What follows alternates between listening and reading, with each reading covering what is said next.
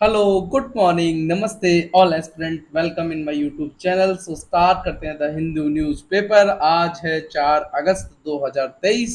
और जैसा कि हम अपना न्यूज़पेपर स्टार्ट करने से पहले एक देखते हैं पीवाई क्यू। अब हम आ गए क्वेश्चन नंबर 16 पे और सीरीज चल रही है कौन सी अपनी वाली ए 2020 के हम पीवाई क्यू देख रहे हैं यूपीएससी के।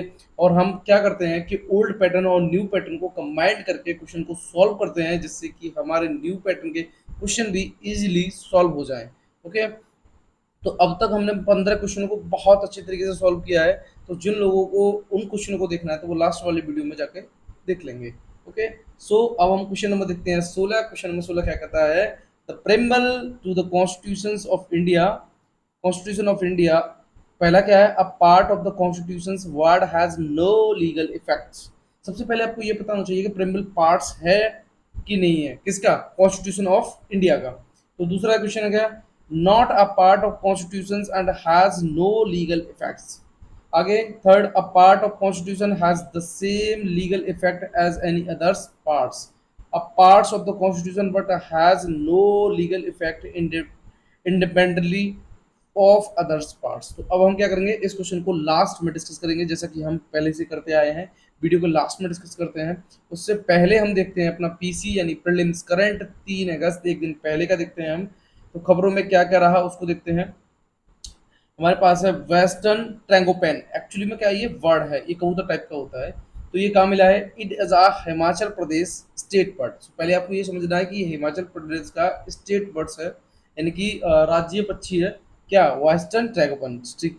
आईयूसीएन स्टेटस को जरूर याद करना है आपको, very very important for us. Reason क्या है कि जब भी क्वेश्चन पूछा जाता है तो वो आईयूसीएन स्टेटस वाला ही क्वेश्चन होता है। ठीक है, तो देखते हैं यहाँ पे क्या है, वो वनरेबल है। ठीक। दूसरा, साइट्स की बात करेंगे तो ये अपेंडिक्स फर्स्ट में है। और हैबिटेट की बात करेंगे तो इन नॉर्थ वेस्ट हिमालय कहाँ मिलेगा? ये हिमालय में मिलेगा।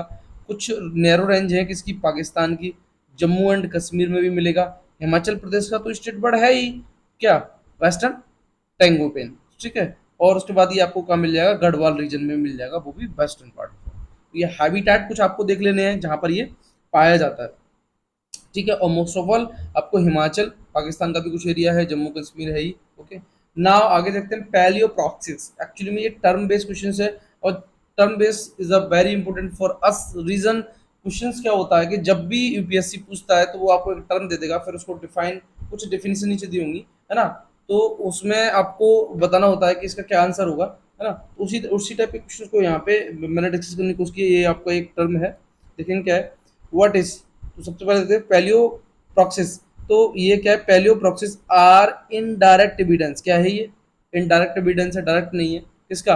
और इंडिकेटर है that scientist use to reconstruct part of environment condition such as climate, vegetation and ocean condition. कुल मिला के ये क्या है? ये इनडायरेक्ट पार्ट है। ठीक है। और वो भी साइंटिस्ट इसको यूज करते हैं किसमें? रिकंस्ट्रक्ट करने में। जैसे इन्वायरमेंट की कंडीशन है, या क्लाइमेट हो, या फिर वेजिटेशन हो, या फिर you can say that ocean conditions हो। ठीक है। आगे देखते हैं, फिर हमें मिलता है great barrier reef, coral reef, very very important for अस। अभी इसको क्या बात करनी चाहिए इसके लिए, ये एक्चुअली में खबरों में क्यों आया, इसका कारण ये है क्योंकि डेंजर जो है, danger, you can say that, वहां से इसको निकालने की बात की गई है। बट हमें पढ़ना क्या है? न्यूज, वाई एन न्यूज, ये नहीं पढ़ रहा है हमें, ये पढ़ना है कि एक्चुअली में ये है क्या चीज। तो देखते हैं, लोकेशन देखेंगे इसकी, कहाँ मिलेगा ये आपको मिलेगा एक्सटेंड ओवर दी लगभग 2300 kilometre along the north eastern coast of the Australia. यानी ऑस्ट्रेलिया के नॉर्थ कोस्ट पर लगभग 2300 किलोमीटर तक ये फैला हुआ है। प्रूव्स क्या है इसके, तो देखने की कोशिश करते हैं। Generate clean air. ठीक है, क्या करेगा ये? क्लीन एयर को जनरेट करता है। आगे, प्रोटेक्ट वनरेबल कोस्ट लाइन्स। जो वनरेबल कोस्ट लाइन होती हैं, वनरेबल का मतलब है संवेदनशील कोस्ट लाइन, उनको प्रोटेक्ट करने का काम करता है। From the erosion. ठीक है, किससे? इरोजन से, फ्लडिंग से एंड स्टॉर्म से। क्लियर कट है क्या? ग्रेट बैरियर रीफ, ऐसे ही नाम नहीं है इसका, ऐसे ही इंपोर्टेंट नहीं है। इंपोर्टेंट होने के पीछे भी कारण है भाई। क्लीन, जो एयर को क्लीन करने का काम करता है, और जो भी कोस्ट लाइन प्रोटेक्टेड वनरेबल है उनको प्रोटेक्ट करने का काम करता है, चाहे वो रीजन से हो, फ्लडिंग से हो, स्टॉर्म से हो। आगे, it is a declare as a UNESCO world heritage site in 1981। उसको 1981 में क्या कर दिया गया? वर्ल्ड हेरिटेज को साइट्स डिक्लेयर कर दिया गया। आगे देखते हैं, वेरी इंपॉर्टेंट क्वेश्चन आ चुका है अब तक। बस आपसे ये पूछा था कि जो सॉरी रोहिणी कमीशन है ना, वो किससे रिलेवेंट है, और आपके लिए लिखा था ओबीसी। अब ये ऑप्शन आ जाए ना, तो देखिए क्या होता है ना कि कभी कभार हमें सिर्फ टर्मोलॉजी क्वेश्चन पूछता है, वो इतना डीप जाता ही नहीं है। उतला जैसे कहते हैं ना कि कुछ लोग ऐसे होते हैं कि बस उतले पानी में नहाना पसंद करते हैं, उसी तरीके से यूपीएससी की भी एक सीन है कि वो क्वेश्चन को जब पूछना शुरू करता है ना, तो कोई क्वेश्चन ऐसे पूछे गए जो बहुत ही नॉर्मल है, और कह सकते हैं कि आपने डीप इतना पढ़ लिया उसको कि आपको उसका वो जो अपर पार्ट है वो पता ही नहीं था, बट डीप की बात करेंगे तो बहुत कुछ पता था। तो उसी तरीके से यहाँ सिर्फ ये पूछा था गया कि जो रोहिणी कमीशन है ना, ये आपकी जो है ना कास्ट बेसिस पे है। बस इतना समझना है, रिलेटेड किससे है, अदर बैकवर्ड क्लास से। अगर यहाँ पे अदर बैकवर्ड ओबीसी लिखा है तो ठीक है, अगर ऑप्शन आपके लिए ये बन गया कि ये कास्ट से रिलेटेड है, यस। आगे कॉन्स्टिट्यूशन द कमीशन, ये कब कॉन्स्टिट्यूट हुई, 2017 में, किस आर्टिकल, आर्टिकल 7340 के थ्रू, ठीक है। तो आर्टिकल 340 के अंडर में ये क्या हुई है, कॉन्स्टिट्यूट हुई है, कौन सी, रोहन कमीशन। अच्छा, अब आर्टिकल 340 क्या होता है, ये एम्पावर करता है प्रेसिडेंट को टू अपॉइंट कमीशन, यानी कि प्रेसिडेंट जो है वो अपॉइंट कर सकते हैं किसी भी कमीशन को, टू इन्वेस्टिगेट, क्या इन्वेस्टिगेट करने के लिए, condition of socially and educationally backward class, यानी कि जो भी सोशली और एजुकेशनली बैकवर्ड क्लास हैं उनको you can say that investigate करने के लिए एक कमीशन को अपॉइंट कर सकते हैं प्रेसिडेंट, आर्टिकल 340 के थ्रू। ओके, आगे देखते हैं, फिर मिलता है हमें नया बंधु प्रोग्राम। ये क्या है भैया, ये मिनिस्ट्री कौन सी दिख रही है, ministry of law and justice दिख रहा है। डिपार्टमेंट कौन सा है, डिपार्टमेंट ऑफ जस्टिस है। तो department of justice, ministry of law and justice, clear है। अच्छा, आगे देखते हैं ऑब्जेक्टिव क्या है इसका, नया बंधु का। ये प्रोवाइड करता है voluntary legal advice. Legal advice का मतलब है एक आपके लिए एडवाइस, सलाह है ना, sorry help, to individual and organisation that are unable afford access legal aid, यानी कि जो क्या होते हैं ना कि वो एक्सेस करने में, लीगल जो एड मिलती है उसको एक्सेस करने में उनके लिए वो अनेबल हैं, तो चाहे वो इंडिविजुअल हो या ऑर्गेनाइजेशन हो, इनको वॉलंटरी ये प्रोवाइड कराता है, क्या, लीगल एडवाइस। कौन, आपका नया बंधु प्रोग्राम, क्लियर है।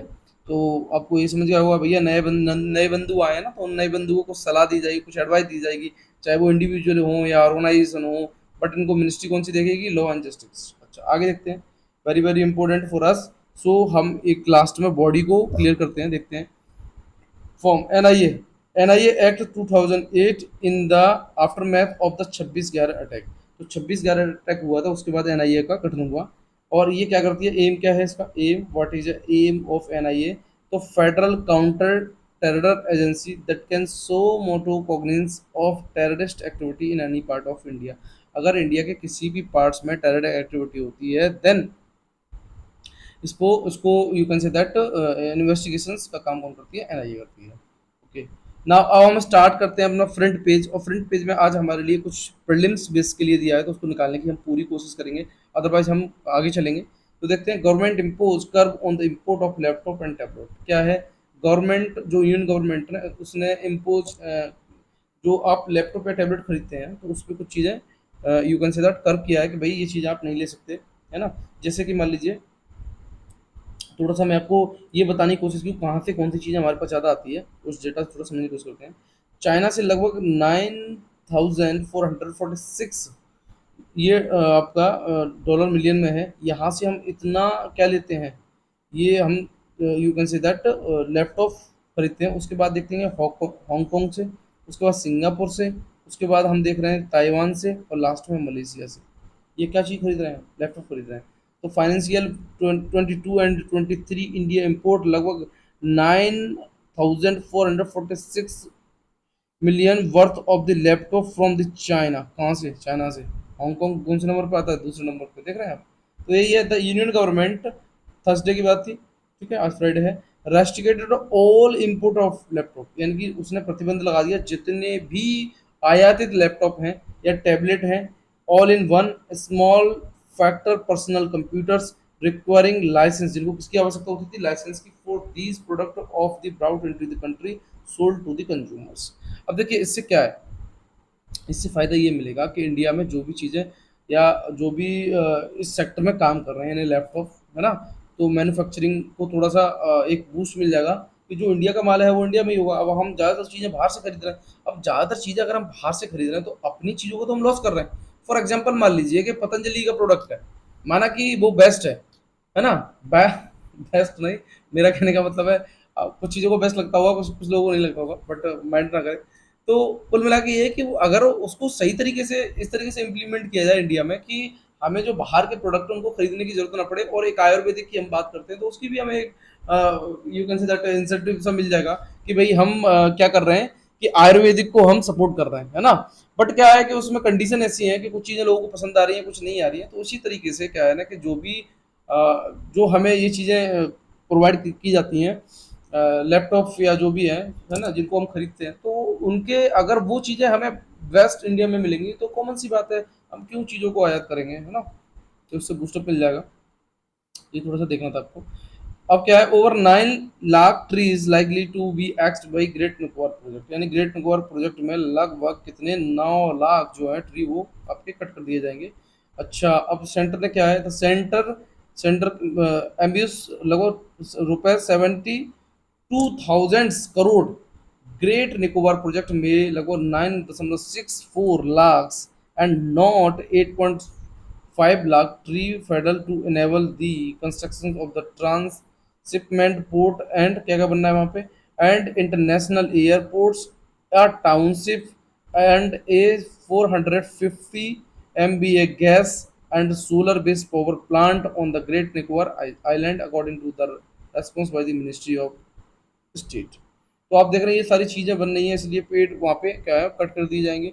अब आप क्या करेंगे, ये जो है ना ग्रेट निकोबार, थोड़ा सा इसके बारे में आप जाके ना जो मैपिंग कर लेंगे और ग्रेट निकोबार के जो भी आइलैंड है उनको एक बार आप जाके पढ़ लेंगे, ठीक है? और दूसरा रह गया, तो वहाँ पे जो भी आपको ट्राइब्स मिलेंगी उनको एक बार देख लेंगे, बस रिवीजन हो जाएगा अपना।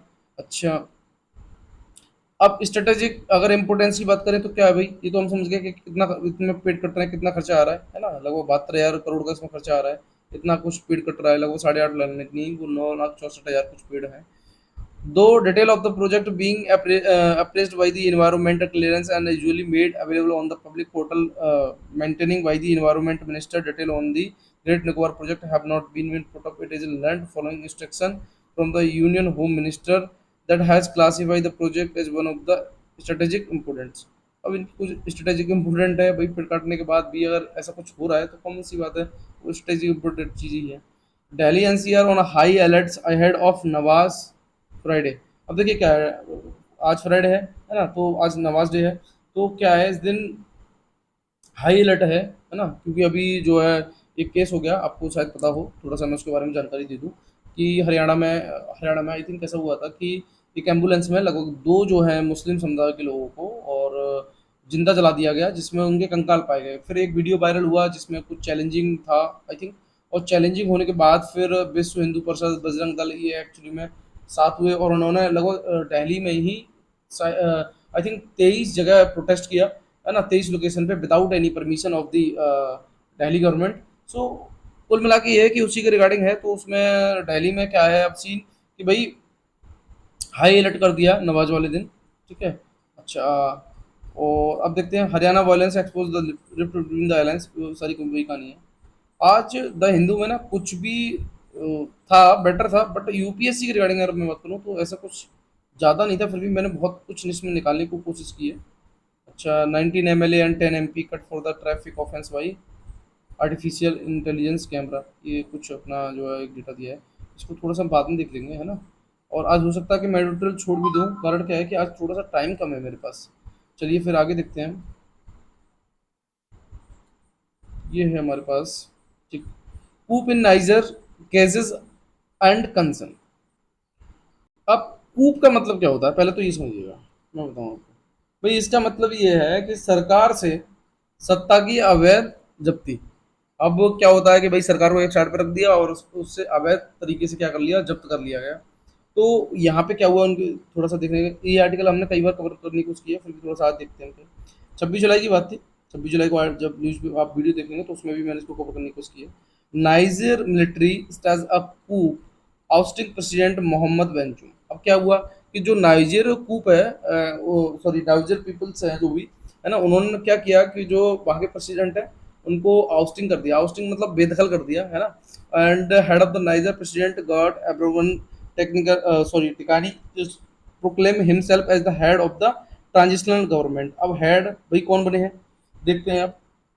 ये है Abdul Rahman, sorry Abdul Rahman और Tchiani proclaims for my sorry for my pronunciation, है ना। ये जो है अब्दुल रहमान करके जो है, उन्होंने एक्चुअली में ट्रांजिशनल गवर्नमेंट है उसका पद उन्होंने संभाला है। और क्या हुआ, जो एक्चुअल में गवर्नमेंट है उसको हटा दिया गया। अच्छा, ये जो है ना कॉन्स्टिट्यूशन, और क्या हुआ वहाँ पे, the constitution is dismiss, constitution को डिसमिस कर दिया गया। जितने भी इंस्टीट्यूट थे उनको सस्पेंड कर दिया गया, और जो नेशनल बॉर्डर थे उसको बंद कर दिया गया। कहाँ पे, नाइजर में।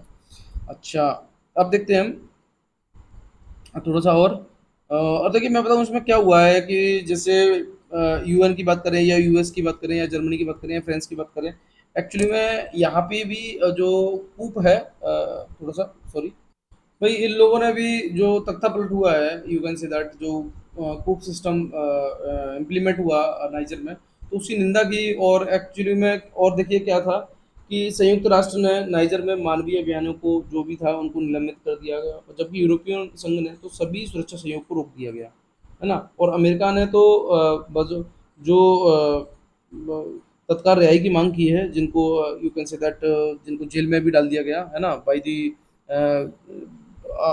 बाई दी जिसने भी कूप जो इम्प्लीमेंट हुआ है नाइजर में, तो बेंजुम की रिहाई की मांग की गई, है ना, किसके, अमेरिका के द्वारा। और उसके बाद करते हैं अनफेलिंग सपोर्ट किया गया, है ना, इसको अगर ऐसा नहीं होता है तो अमेरिका के द्वारा। तो ये सब चीज़ें चलती आई हैं, है ना। कहाँ पे, नाइजर में। और थोड़ा सा मैं बता दूँ, for the military crisis influence में देख लेंगे, crisis popular discontent is advantage to capturing power military of and succeed in popular.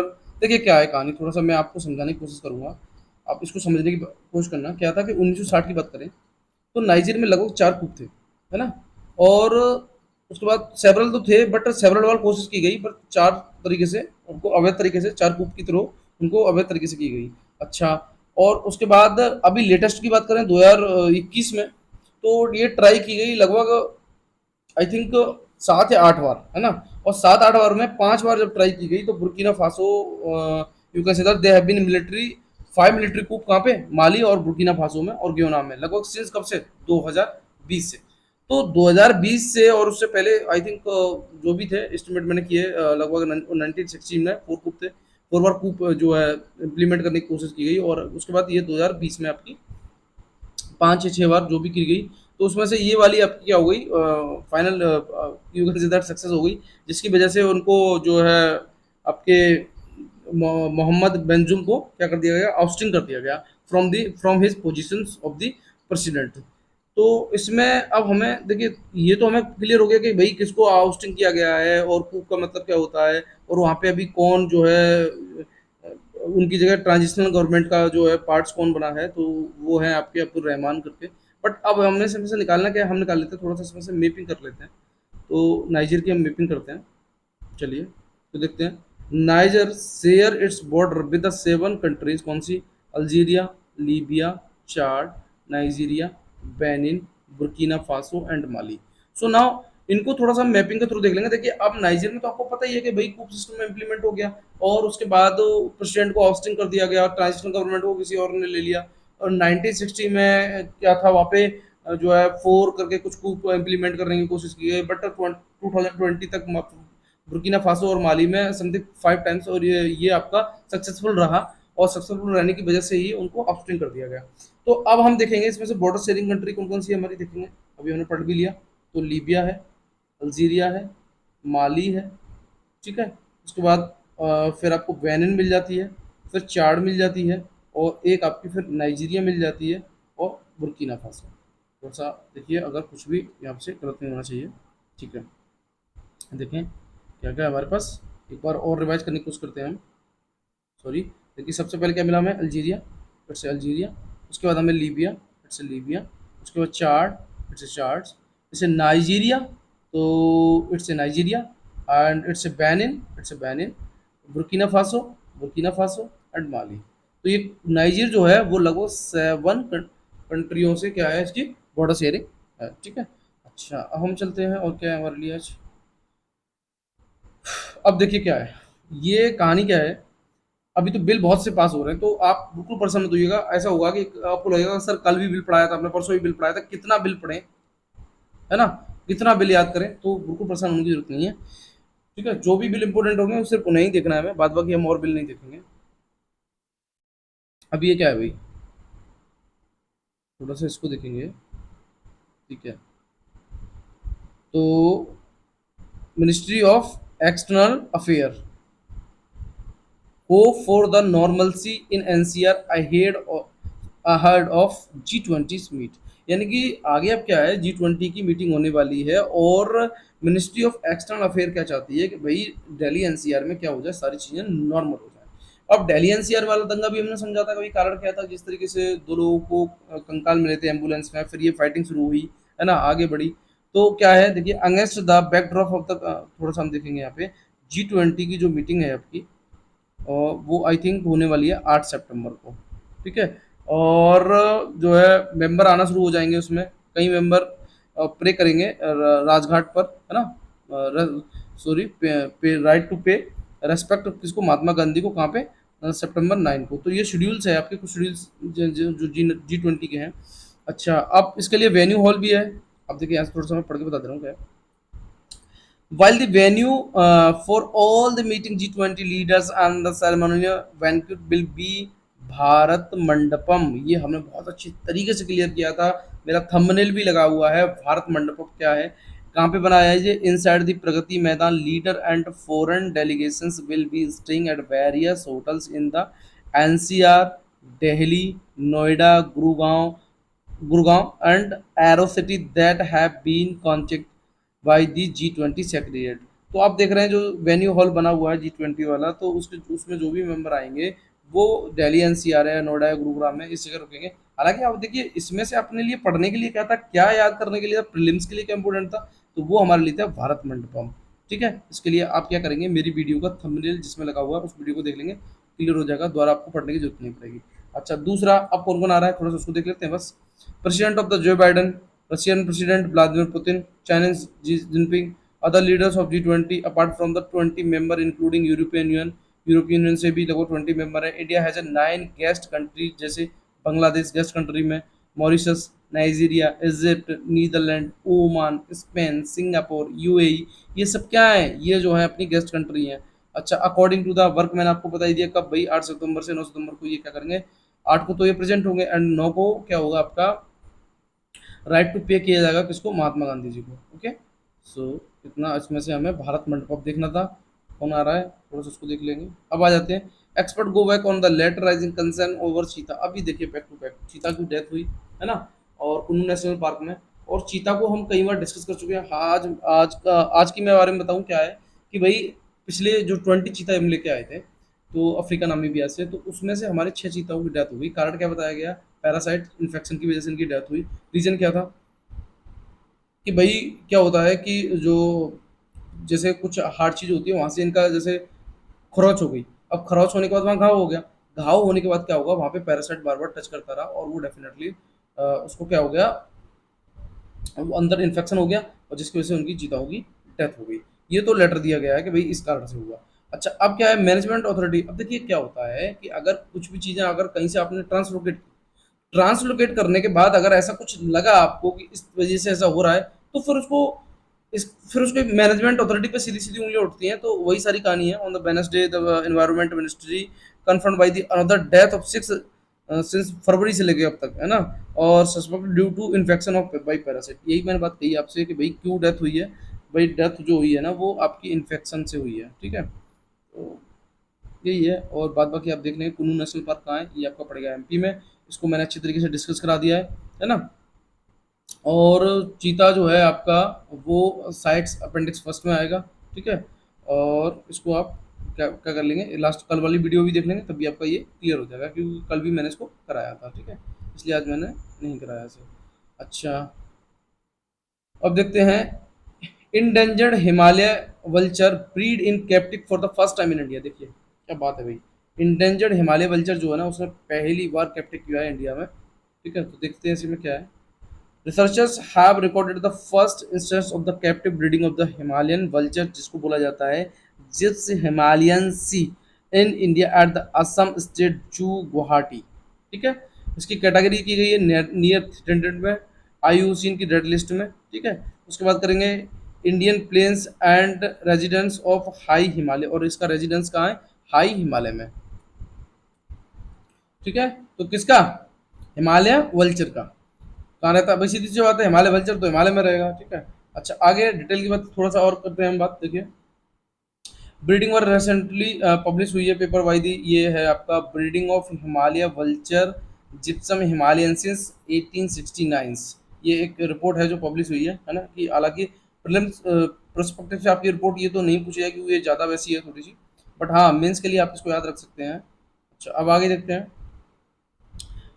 जो आपका वल्चर कंजर्वेशन ब्रीडिंग सेंटर है, ठीक है, इसको स्टेबलाइज किया गया, फोर फोर स्टेबलाइज किए गए। बॉम्बे नेचुरल हिस्ट्री सोसाइटी, कहाँ पे? एट पिंजौर हरियाणा में भी है, भोपाल इन मध्य प्रदेश, रानी इन असम, और आपका ये पड़ेगा आपका राज भटकावा इन वेस्ट बंगाल। ठीक है, तो ये चार आपको लोकेशन याद करनी है। पिंजौर वाली तो कॉमन सी याद हो जाएगा, हरियाणा। भोपाल भी याद हो जाएगा आपको, मद्रास। रानी आपको याद रखनी है, ये पड़ेगी आपकी असम में, और राज भटवा आपको पड़ जाएगा वेस्ट बंगाल में। तो ये आपके क्या है? वल्चर कंजर्वेशन ब्रीडिंग सेंटर्स है। तो आपको रानी वाला याद रखेंगे। देखिए रानी थोड़ा सा मैं बता दूं कैसे याद रखना है, कि रानी जो होती है ना, जो रानियां होती हैं वो सभी समान नहीं होती, उनमें कुछ ना कुछ असमान गुण होते हैं, ऐसे याद रख सकते हैं। ठीक है, और बाद बाकी आपका राज भटवा, राज भट खावा, सॉरी माई प्रोनाउंसिएशन, ये आपका कहाँ मिल जाएगा? वेस्ट बंगाल में। ओके, अच्छा आगे बात करते हैं, three residence gyps vulture species category critical endangered. अब हम बल्चर को थोड़ा सा डिटेल में समझने की कोशिश करते हैं। चलिए, इंडिया में जो बल्चर पाए जाते हैं उनको देखेंगे, तो ये है आपका ओरिएंटेड वाइट वैक्ड बल्चर, जिसको बोला जाता है जिप्सम वेंगलेंसिस। ये क्रिटिकल इंडेंजर में आता है, ये आपकी पिक्चर देख लेंगे आप इसकी। ठीक है, उसके बाद आ जाते हैं हम स्लेंडर विल्ड वल्चर, ये इसको बोला जाएगा जिप्सम सॉरी जिप टेनुरेट्स, ये आपका क्रिटिकल इंडेंजर में बन जाएगा इस तरीके का। ठीक है, आगे देखते हैं, फिर हमें मिल जाता है लॉन्ग विल्ड वल्चर, ये आपका क्या है? Critical endangered. उसके बाद आते हैं इजिप्टियन वल्चर, ये आपका किस में आ जाएगा? इंडेंजर्ड में। उसके बाद फिर हमें मिलता है रेड हेडेड वल्चर, ये मिल जाएगा हमें क्रिटिकल इंडेंजर में। देखिए यहाँ पे रेड इसका क्या है? हेड है। आगे देखते हैं, फिर हमें मिलता है इंडियन गैरिफन वल्चर। ठीक है, तो ये आपका किस में आ जाएगा? लीस्ट कंसर्न में। उसके बाद आ जाता है हिमालय हिमालय ग्रिफिन, ये आपका किस में आ जाएगा? नियर थ्रेटेंड में। देखिए सारे सारे वल्चर्स अलग हैं। और उसके बाद सिनरस वल्चर, ये आपका किस में आ जाएगा? नियर थ्रेटेंड में। और फिर बियर्ड वल्चर, देखिए यहाँ थोड़ी सी बियर्ड टाइप की है इसकी, बियर्ड वल्चर और लैम्बरगेरीज, ये आपको मिल जाएगा नियर थ्रेंटिस में। ठीक है, तो ये आप वल्चर की एक लिस्ट को अच्छी तरीके से देख लेंगे। ठीक है, ये आपका हो जाएगा यहाँ तक। चलिए आगे देखते हैं, Pakistan approve signing of security pact with US. Pakistan जो है सिक्योरिटी पैक्ट पे साइन किया है विद यूएस के साथ। अब इसमें क्या होगा, इसको कुछ मिलिट्री इक्विपमेंट मिल जाएंगे, है ना, एंड देन मिलिट्री जो भी ऐड है वो मिल जाएगी। एंड जो आप कह सकते हैं मिलिट्री को मेंटेन करने के लिए जो भी इक्विपमेंट और ज़्यादा नीड होती है ना, जिसको जैसे फॉर एग्जांपल आपकी अदर गन है, या फिर मान लीजिए कुछ ऐसी सीक्रेट चीज़ें होती हैं, तो ये भी चीज़ें उसको मिल जाएंगी पाकिस्तान को। तो अभी इसमें कुछ ऐसा समझना नहीं है। आगे देखते हैं, Saudi Kuwait reject Iran claim to gas field. तो सऊदी और कुवैत, उन्होंने क्या किया है? सऊदी एंड कुवैत ने रिजेक्ट कर दिया है किसको? ईरान क्लेम गैस फील्ड को। अच्छा अब है क्या, थोड़ा सा हम समझने की कोशिश करते हैं। The offshore field known as Arash in Iran, इसको गैस फील्ड को अरस तो कहाँ जाना जाता है? ईरान में।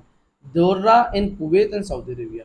अब दोर्रा किस में जाना जाता है? कुवैत और सऊदी अरेबिया में। Has a long been focal point of contention between the three countries. अब इसकी तीन कंट्रियों के बीच में है तो एक ही गैस फील्ड, पर तीन कंट्रियों में अलग अलग नाम से जाना जा रहा है।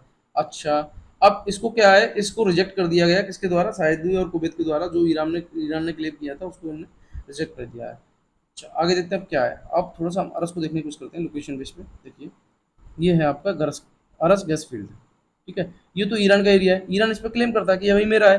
बट क्या है ना, कि सऊदी अरेबिया और कुवैत ने इन चीज़ों को क्या कर दिया? रिजेक्ट कर दिया, भाई ये तुम्हारा एरिया नहीं है, ये तुम्हारा गैस फील्ड नहीं है ना। तो ये जो है वो किसका है? आपका ईरान इस पर क्लेम करता है। अच्छा अब अब देखो क्या होता है क्या नहीं है, अभी तो रिजेक्ट किया है ना। अब हमारे लिए इसमें पढ़ने के लिए क्या है उसको थोड़ा सा हम देख लेते हैं। तो पहले आपको ये समझना है कि अरस क्या है। तो अरस इज अ गैस फील्ड। आपका टर्मोलॉजी तो यहाँ से निकलेगी, मैं बता दूँ आपको। उसके बाद ये जो है किस कंट्रियों की बात क्लेम की बात होती है, तो कुवैत है, सऊदी अरेबिया और ईरान है। ठीक है। अच्छा, और तो ऐसा जिसमें कुछ अपने निकालने नहीं है इसमें। ठीक है। चलिए अब हम क्या करेंगे, अब हम बॉर्डर शेयरिंग कंट्री को देखने की कोशिश करते हैं, किसकी, ईरान की। तो Iran share its border with 7 countries: Iraq, Turkey, Armenia, Azerbaijan, Turkmenistan, Afghanistan and Pakistan. So अब हम क्या करेंगे, यहाँ पे देखिए मैपिंग कर लेते हैं। पहला कौन सा है हमारा, इराक। तो देखिए यहाँ मिल गया हमारे इराक। ओके। फिर हमें मिलता है टर्की, तो ये हमारा मिल गया टर्की। फिर हमें मिलता है अर्मेनिया, अर्मेनिया हमारा, फिर मिल जाता है हमें अर्मेनिया। ओके। फिर हमें मिल जाता है अजरबैजान, ये रहा आपका अजरबैजान। फिर हमें मिल जाता है तुर्कमेनिस्तान, ये मिल गया हमें तुर्कमेनिस्तान। फिर हमें मिल जाता है अफगानिस्तान, अफगानिस्तान। फिर हमें मिल जाता है Pakistan. It's a border sharing country of the Iran. And ये रहा अपना प्यारा भारत, इंडिया। समझ गए आप। तो बॉर्डर शेयरिंग कंट्री को आप एक बार और देख लेंगे, ठीक है, बढ़िया तरीके से। और क्या होता है कि हम जो भी क्वेश्चंस निकालने की कोशिश करते हैं, अगर हम पर डे एक लोकेशन या दो लोकेशन देखते रहे, तो डेफिनेटली ये है कि हमारे जो क्वेश्चंस होंगे वो बहुत इजीली सॉल्व हो जाएंगे, है ना। लोकेशन बेस्ड क्वेश्चन, चाहे यूपीएससी हो, चाहे आपका स्टेट पीसीएस हो या एसएससी सीजीएल हो। ओके। सो आज ना थोड़ा सा टाइम कम है, मैं माफ़ी चाहूँगा कि आज मैं एडिटोरियल को नहीं करा रहा हूँ, है ना, क्योंकि टाइम मेरे पास कम है। बट हाँ, हम क्वेश्चन को अभी डिस्कस कर। क्वेश्चन है हमारा, सबसे पहले आपको ये समझना है कि प्रेमल पार्ट है या नहीं है। तो प्रेमल जो है ना, वो कॉन्स्टिट्यूशन का पार्ट है या नहीं है। तो पहले तो देखिए ये नॉट ए पार्ट, ये तो क्लियर हो गया, ये गलत है। अच्छा ठीक है। तो ये वाला हमने निकाल लिया कि भाई ये तो गलत हो गई। क्यों, क्योंकि प्रेमल जो है ना वो पार्ट है कॉन्स्टिट्यूशन का। अब क्या कह रहा है, पार्ट है कॉन्स्टिट्यूशन का, इसके पास कोई लीगल इफेक्ट नहीं है। चलो भाई इसको बाद में देखते हैं थोड़ा सा। और ये पार्ट्स ऑफ कॉन्स्टिट्यूशन का has the same legal effect as any other parts. ऐसा कहाँ तक हो जाएगा। a parts of the constitution but has no legal effect independently of the other parts। अच्छा देखिए, अब ये थोड़ा सा आपको ना सेंटेंस में बताऊं, ये तो हमने एक इसमें से छाट ही लिया था कि ये तो आंसर नहीं होगा। ठीक है। अब फिर और अच्छे तरीके से देखेंगे, ये कॉन्स्टिट्यूशन का पार्ट है बट नॉट लीगल इफेक्ट।